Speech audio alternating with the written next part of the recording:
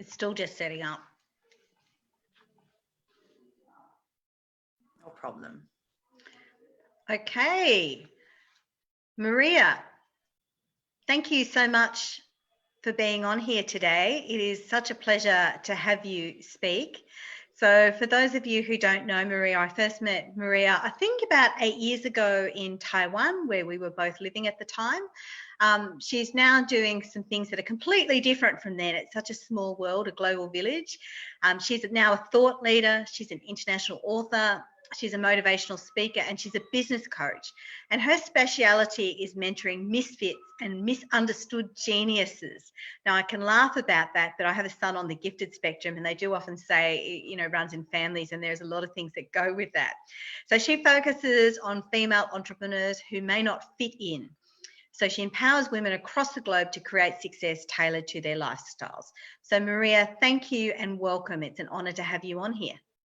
Pleasure is mine. I'm very excited to be sharing space with you here and to be reconnected again after 8 years. Imagine, right? How small and interconnected the world is. I'm excited to be here, to be sharing one of the things that has helped me and my clients really go from being on government subsidy to 6-figure years, to really amassing massive successes in their businesses. I want to share with you the key ingredient that people miss out on when it comes to building sustainable businesses. Excellent. That sounds fabulous. That sounds like the sort of thing that many people in the Joyful Business Club want to know about.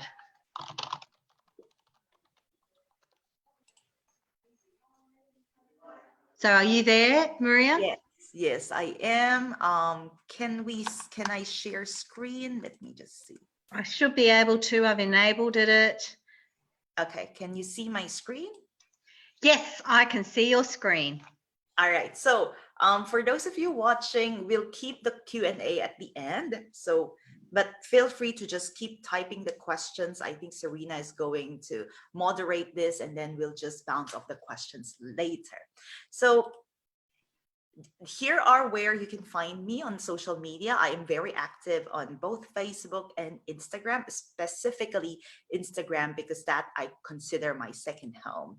So let's begin by just really being centered, okay? I know this is quite an interesting topic, quite a heavy topic, especially in business, but it's so important to be grounded so that we can really integrate information better.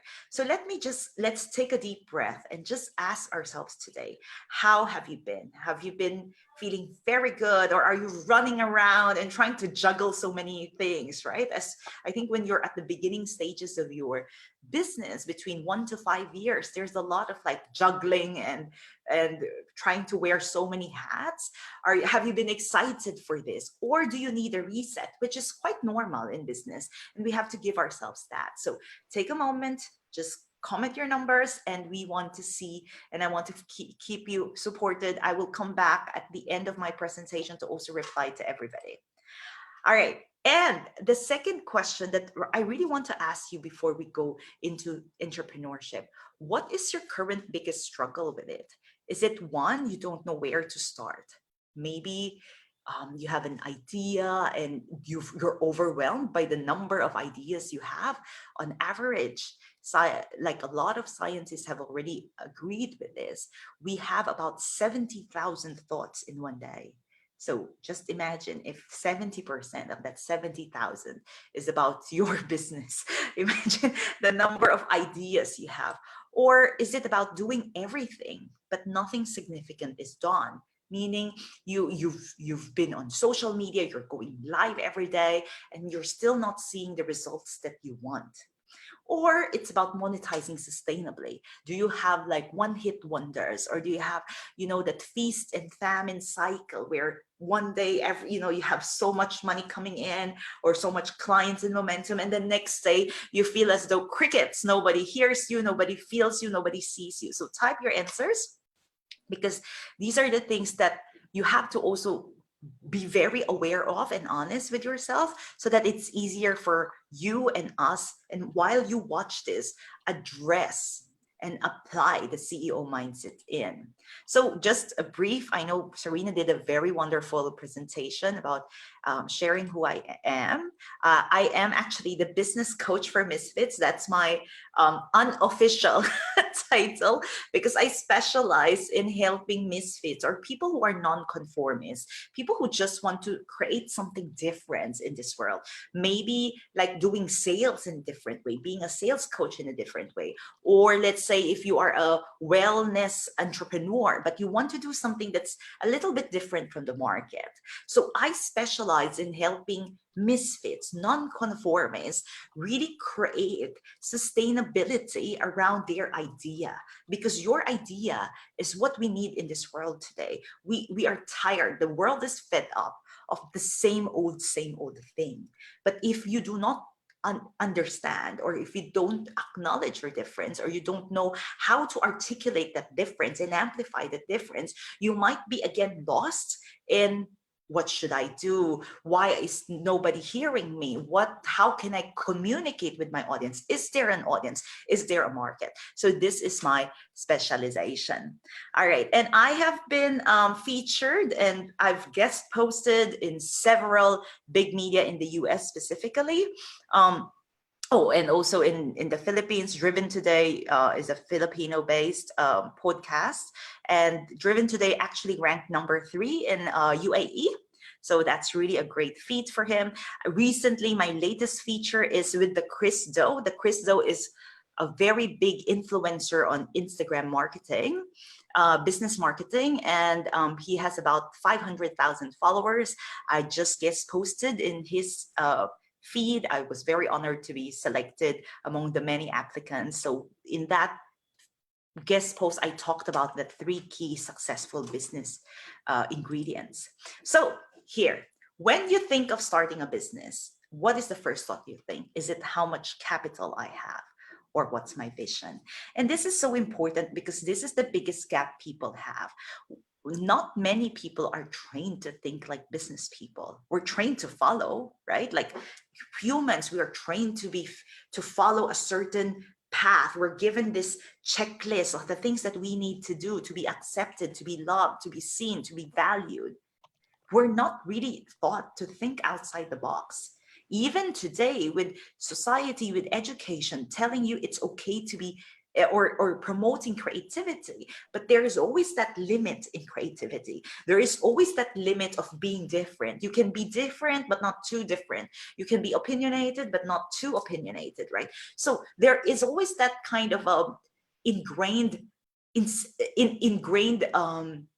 precautionary in us, that we want to tread carefully, and we're quite uncertain of how to move, how to think. So you have to just think about this. When you think of starting a business, what is your first thought? Is it how much capital I have, or what's my vision? And that answer, your answer to this, will dictate the kind of business that you're going to run. So in business, there are I just wanted to backtrack on that, because I think there's some really good comments in here, sorry to interrupt, that are just gold. There's out of the box thinking, which is something we need so desperately in these times when so much has been disrupted, yet people, yes, they only want out of the box when it's out of the box but like something else. It is very yes, exactly. That's true, right? Like that. It's because if you think about it, people are so conditioned to belong. To really belong, and something that's so different is considered a threat, is a trigger, right? And even if you really think about it, the businesses that thrive, that's why I asked this question. Most people come from, when they start a business, they start immediately thinking about how much capital I have. And when you think of that, how much capital I have, you're already putting a limit on yourself immediately. You're already putting a box outside your box, right? But when you think of your vision, it's about that, what world you're creating. Think of Disney, right? Disney created a new world. That's why they thrived for hundreds of years. And let's say the regular business owner that you see on the street, they're affected by COVID. Why? The only reason why you will be affected by COVID is because your business is so trend or market driven. If with me, my business thrived in COVID. My clients, I don't have clients that was hit by COVID, because our businesses are based on purpose, are based on our passions, are based on sustainability. So when you have that kind of model, it's easier to adapt, to be flexible, because you're not driven by external factors that much. So before we go on, and since this topic is so much about CEO mindset, let's really think about what mindset is. We hear this a lot, right? It's like the new lingo. Work on your mindset, work on your mindset. If you Google mindset, you have about 50 million results. 50 million. But can someone actually tell you what it means? And for me, I use this very simple metaphor of what mindset is. Think of your iPhone, okay? Just think of an iPhone. Let's say you have an iPhone 6 or iPhone 7. So you're using an old operating system, right? But because so that you turn it on, and then later in the middle it just crashes. So you know that you need to upgrade your iPhone. So new thoughts, new thinking, new desires are considered your new apps. And your iPhone and the system it operates in is your mindset. So imagine how important it is not just to push your mindset to think new thoughts. You cannot hustle your way to a new thought. This is the biggest gap that I see. People think that, oh, let me listen and consume and hoard and binge watch Tony Robbins, or or binge listen to so many successful podcasts. It takes time for your system to upgrade. And that time is when you allow yourself to really step back and just really see how comfortable you are in that new thought. If a person in the self-help world, and even just redefining love in the beginning set, if you are conditioned to never to look at love as a transaction, for you to hear that you need to love yourself more will make you immediately feel wrong or a failure or broken. Why? It's an insult to your intelligence. So that mindset, the way you are conditioned, is extremely powerful. This is in business, this is in life. And in today's short presentation, I really want to focus on business, but the CEO mindset or mindset in general can be applied in business and in life, in relationships, in friendships. So here is two comparisons that I give you that also went back to what do I think when I start about starting a business. The everybody else mindset focuses on the reduction of risk in the resources that I can control. And the CEO mindset focuses on the opportunities available. So at the start of COVID, everybody else, 90% of the population, hoarded tissue paper. Why? Nuts, wasn't it? Yeah, but you can see, like, let's say, if not 90%, let's say a majority, like you can really literally see shelves being emptied with alcohol, with tissue paper, and so on. Because the everybody else mindset immediately goes with, oh my God, there's a threat. Warning, warning, warning. I need to protect myself. I need to reduce risk. I need to control the situation, the narrative. But the CEO mindset looks at this as an opportunity of growth. So there are some new businesses that came out. There are some businesses that thrived during this time, that suddenly started offering new services, because that is the opportunities that we can capitalize on. So just this alone, a very simple measure of where your mindset is how you react when you have these situations, when you receive, let's say, negative comments or negative criticisms. How do you react? So if someone writes to you or leaves a comment on your post that's negative, how do you react? Do you react with, how can I control this narrative? Or do you react with, how can I grow from this? Or engage with the other person? So you really have to just observe how you react, because your reaction is a good gauge of where you are in mindset. Thank you for that, Maria. As you know, I'm a former public servant, and public servants, a bit like, I guess, lawyers or accountants or even doctors, we are very much trained. Part of our training is about risk mitigation. We're very risk adverse because, you don't want to give, the government, risky advice. So everything you do has to be very risk adverse.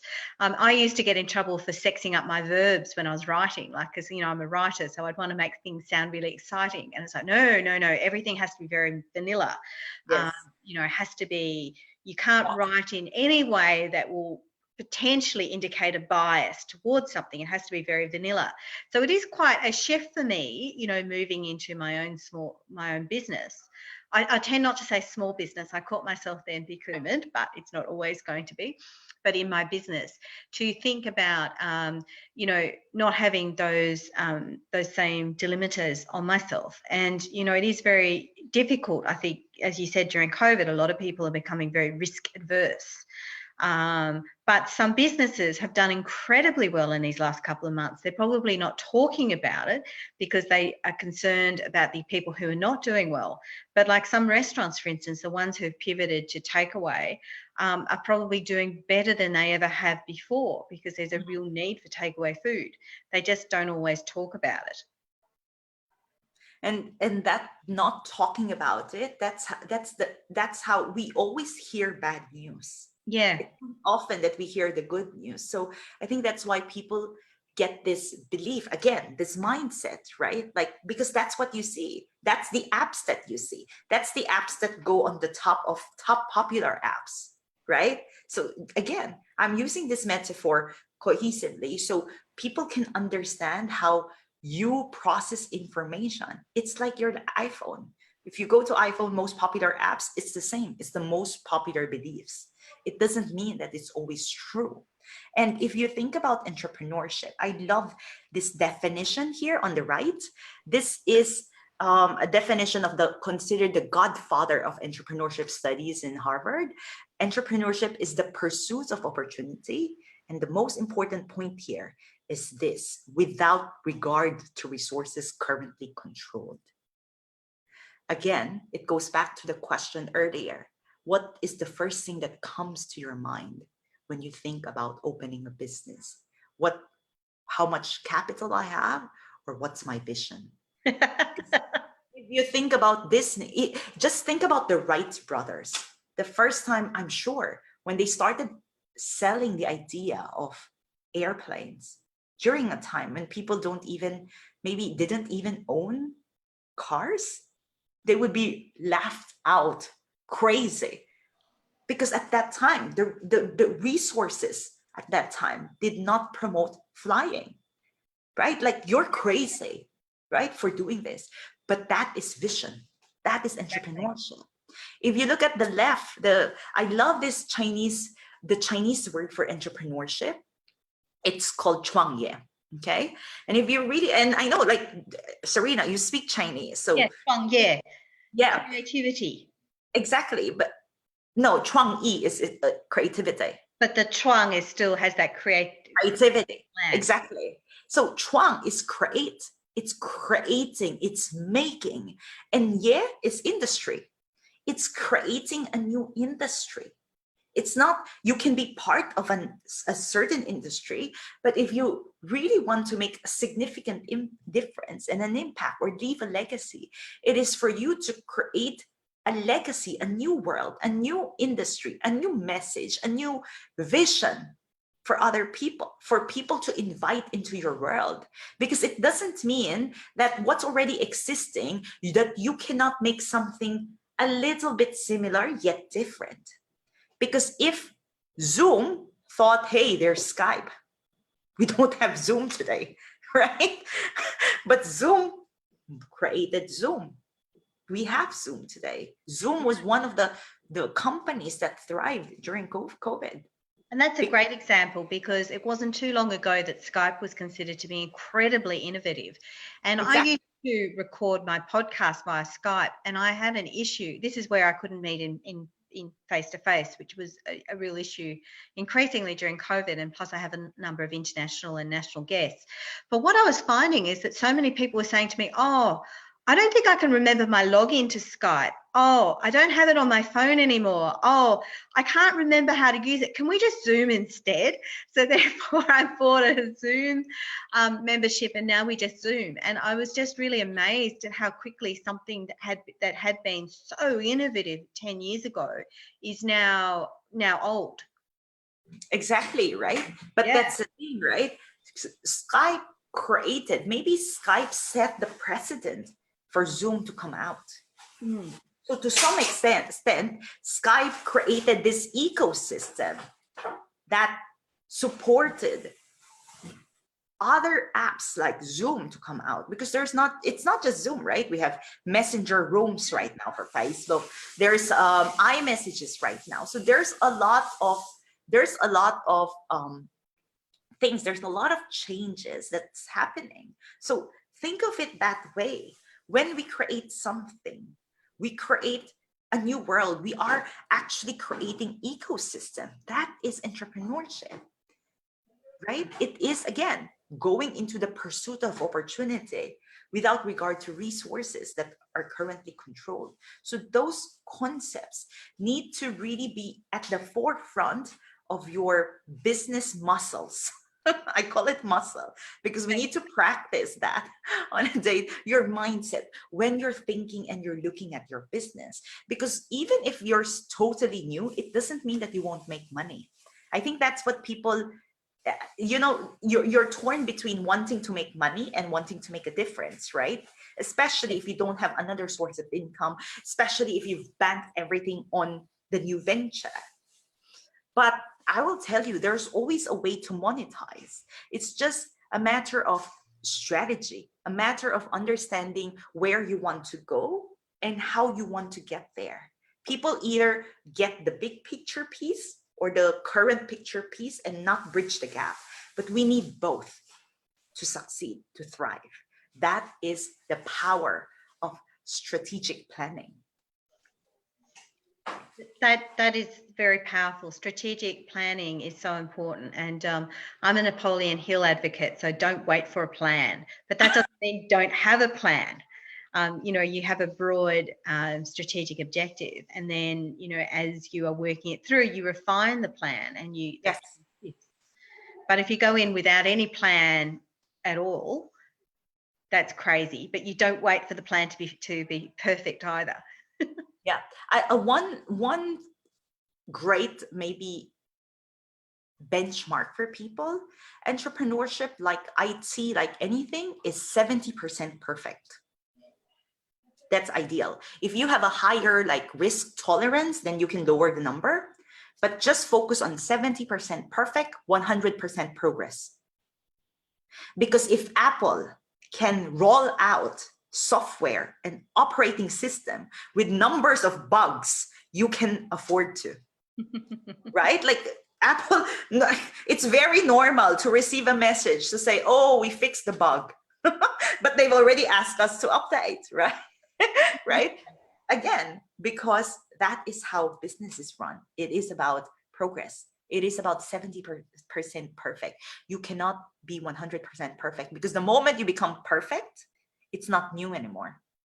It's not what people can want to buy anymore. And the biggest oversight, okay, like ask yourself this: for you, what is your biggest obstacle in being a successful entrepreneur?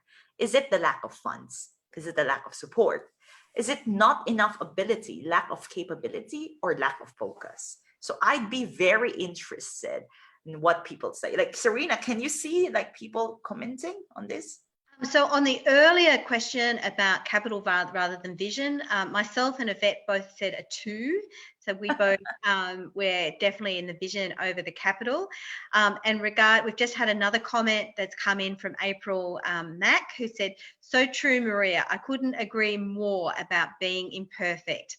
April, I'm a huge fan of taking imperfect action as well. And I know when we do meet up and meet one-to-one, we're going to have a lot to talk about with that and others. We don't yet have people who have written 1, 2, 3, 4. But what can I say with myself? It's not lack of funds, and it's not enough ability. Self-doubt about ability for me, possibly. A bit of lack of support, and sometimes it's the focus, in terms of not so much wrong focus, but it is sometimes hard to draw boundaries. I tend to get co-opted to doing things for other people rather than focusing on myself. And that immediate reaction is a very normal reaction, because we're so, again, like I said earlier, we're so trained to people please, to prove our worth. That's why we want to please everybody, right? So here's a very big, easy comparison between onepreneurs and entrepreneurs. Onepreneurs focus too much on quick cash and quick wins. And this is why people think that if you're good in sales, you're good in business. That's not true. That's not true. If you are good in sales, you are good at making money fast.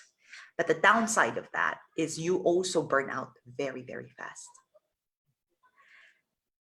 Onepreneurs are afraid to share about latest offers because the idea of having a business is great, but the moment they want to sell now, okay, there's that fear of being rejection, right?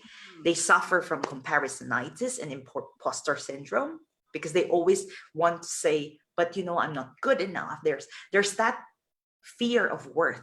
And again, it's an idea. And these are, the thing is with onepreneurs, they might already be running their business, but they're not running at full, not capacity, but at full momentum, because there's a lot of resistance and reluctance. There's a lot of dream big and talk bigger.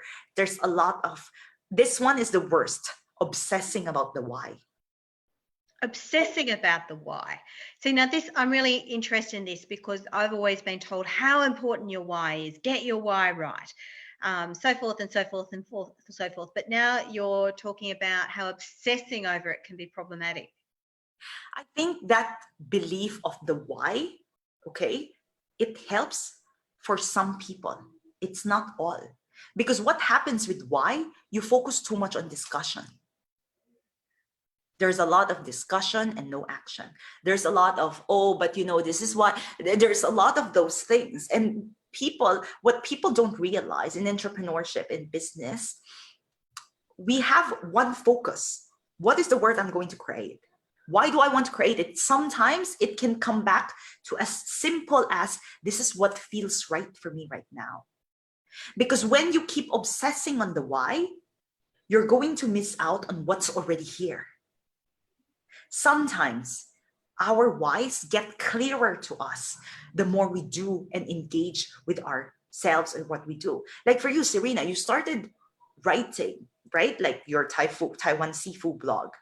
Yep. 8 years ago. And at that time, you didn't even think about this being a new venture, like what it would turn out today, right? But you're just focused on, this just feels right. I just want to share it.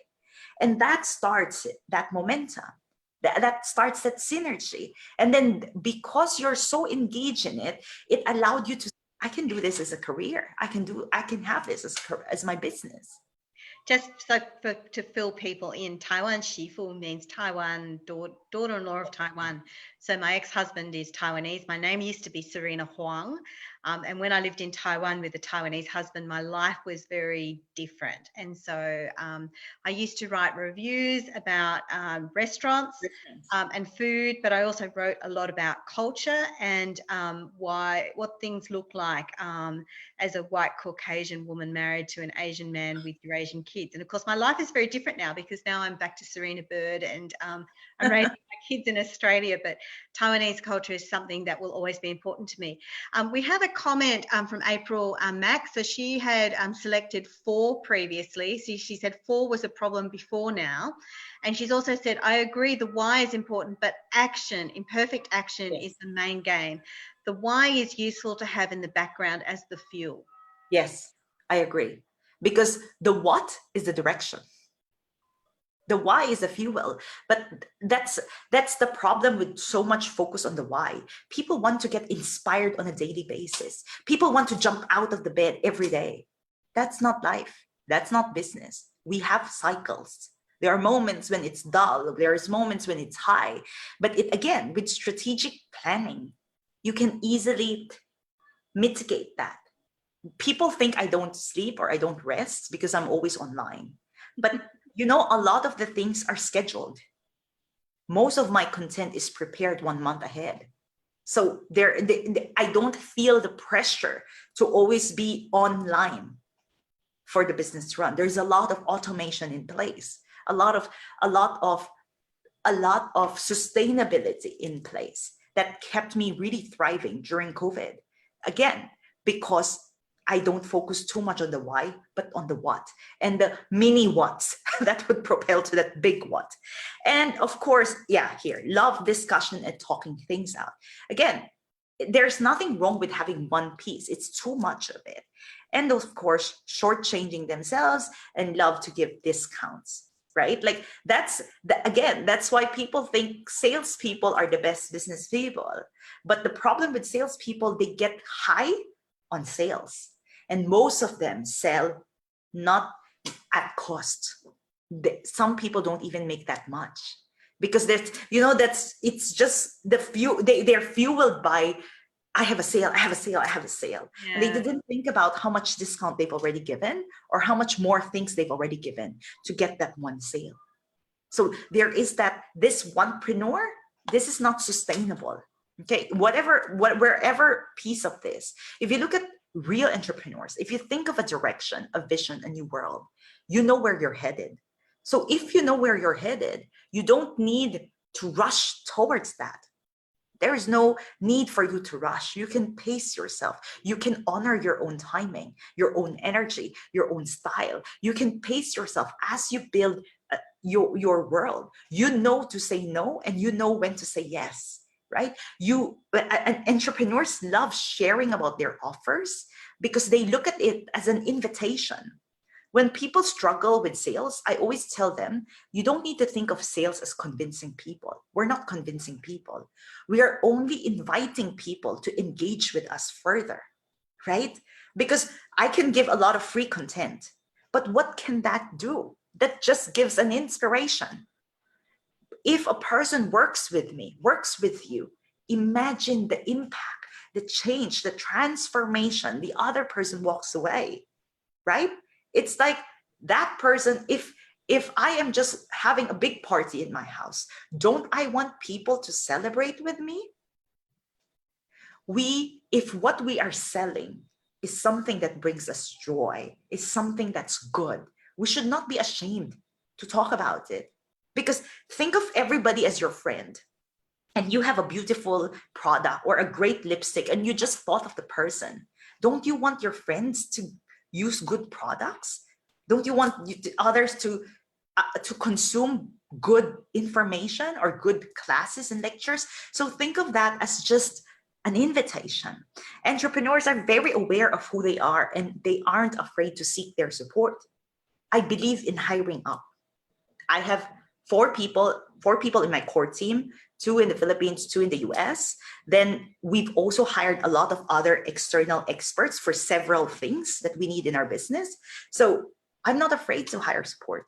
I am very, very aware of my weaknesses and my strengths because if no champion is alone. All champions have coaches. Even the presidents have several advisors. Queens have so many advisors. So why can't we? If we are building a legacy, if we're really, really creating a new world, and if we really want to be entrepreneurs, we cannot be afraid of seeking support because support is what not just propels us forward, but opens our world bigger. It makes us more accessible to even a bigger audience. I think extremely differently. So I make sure that my team really, really echoes back what they think.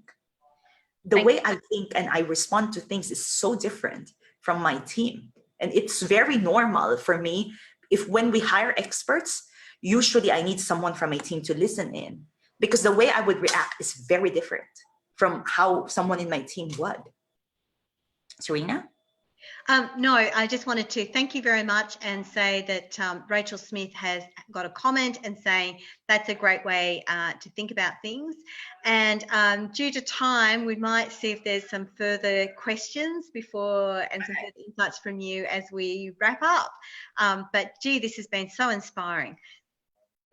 Yes. Okay. So let me finish. I have quite a lot prepared, but I didn't realize it's going to be very, but let me just wrap this up. So it's also about dream bigger and do bigger. Like what April said, right? The why is the dream. The action is what propels it and materializes it. And entrepreneurs focuses on the what. Whatever happens, regardless of the changes. If your vision right now is to be, let's say, to empower women or to empower the world, to whatever it is, to empower women to feel safe in their body, for example, if that is your vision, that should only be your focus. It's not why.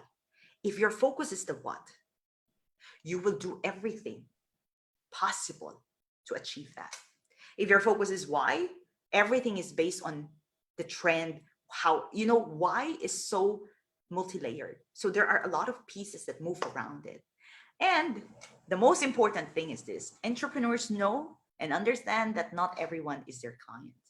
The worst thing that an entrepreneur can do, that you can do for yourself, is to waste a lot of energy on people that will never get it.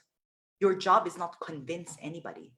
Your job as a business owner is to show people a different way, is to show people what you have to offer or the transformation that you can give through your product, through your services, through your ideas. And that's it. You do not need to feel obligated to try and push people to understand you.